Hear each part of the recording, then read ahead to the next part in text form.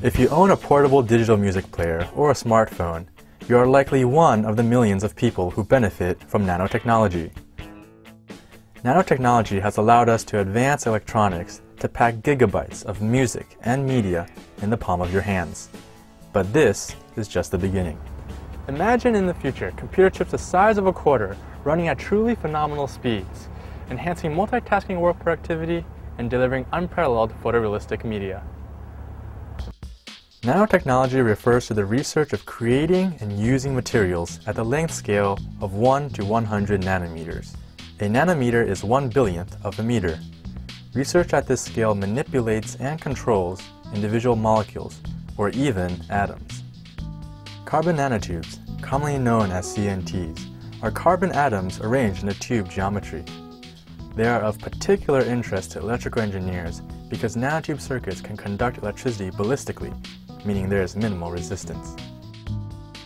In addition, the intrinsically small size of carbon nanotubes may allow much smaller circuits than today's silicon circuits, further improving speed and computational power. Here, within Stanford University, is one of the many nanofabrication facilities funded by the National Science Foundation. This is where our journey begins, as we follow the life story of carbon nanotubes, from synthesis and growth to device and circuit fabrication, all on a wafer scale.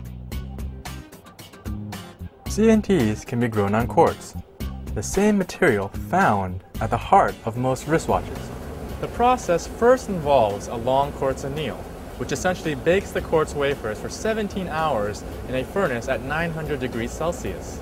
This step is crucial as it repairs the quartz surface, allowing us to obtain straighter carbon nanotubes during growth.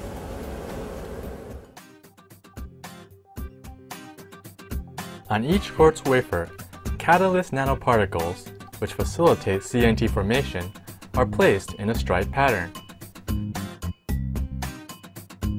Finally, the quartz sample is ready for CNT growth in the growth lab just down the hall.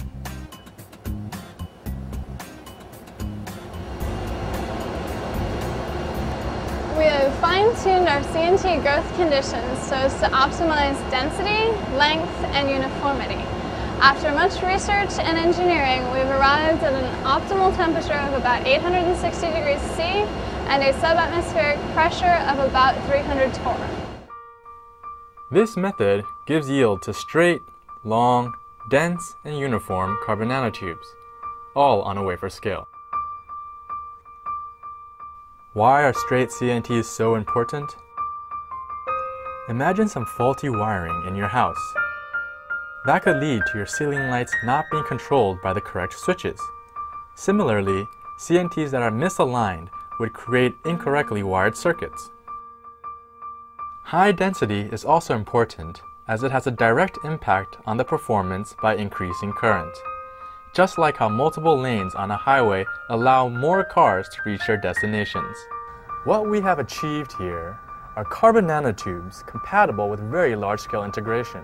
What that means is that the process is repeatable, robust, and most importantly, scalable for practical commercial applications. While the CNTs in this lab are grown on quartz, the Stanford team developed a carbon nanotube transfer process, which will then allow the tubes to be further processed on any type of wafer. What we intend to do is to evaporate 100 nanometers of gold on top of the CNTs, such that the nanotubes are embedded in gold. This gold acts as a temporary transfer layer. In this electron beam evaporator, this is where we load the wafers, and this is where we load the gold. After the gold is heated, melted, and evaporated, the wafers come out covered in a 100 nanometer gold film. After gold is evaporated, we apply a special tape.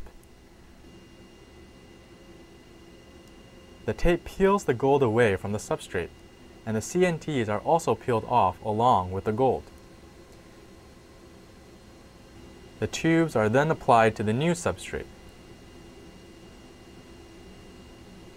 The tape is special in that when it is heated to 120 degrees Celsius, it loses its stickiness and can be removed while leaving the CNTs unharmed. The gold is then chemically dissolved away. With the CNT material in place on the new substrate, we use standard lithography techniques to create the electronic devices. In the lithography process, photoresist is first spun onto the wafers. Then, an exposure tool, such as this ASML stepper, is used to literally imprint the desired pattern onto the resist.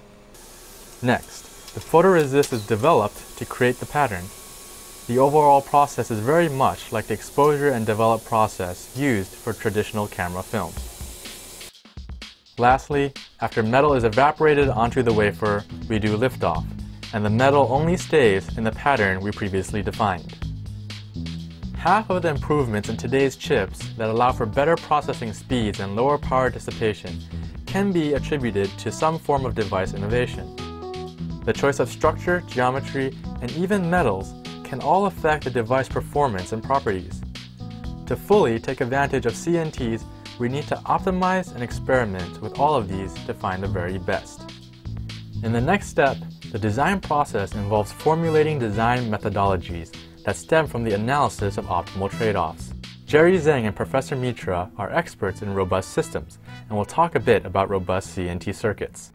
It is very difficult to guarantee perfect alignment and positioning of all carbon nanotubes. Now that creates a huge problem when you're trying to design logic gates out of carbon nanotubes. Yes. Consider a large computer chip that consists of 1 billion transistors. We need to make sure that each and every of the logic gates work properly. Now, this can get really challenging if we have a large number of misaligned carbon nanotubes. That's why we are working on robust design principles that guarantee that we have correct logic functionality in the presence of a large number of misaligned and mispositioned carbon nanotubes. And that's where the magic is. So combining all of the above techniques, from CNT growth to robust circuits, we have successfully demonstrated carbon nanotube logic gates, which are the fundamental building blocks of computers. By putting together myriads of logic gates, circuits are formed. And by combining numerous circuits, systems are formed. Finally, with a little bit more design, these systems might one day become the products you hold in your pockets. Isn't that right, Professor Wang? That's right. What you're seeing today is state-of-the-art technology in carbon nanotube electronics. What we are doing here is to turn fundamental discovery in science, such as carbon nanotubes, into useful technology. But it would take a lot of hard work and teamwork to make it all happen. Please come join us. Yay!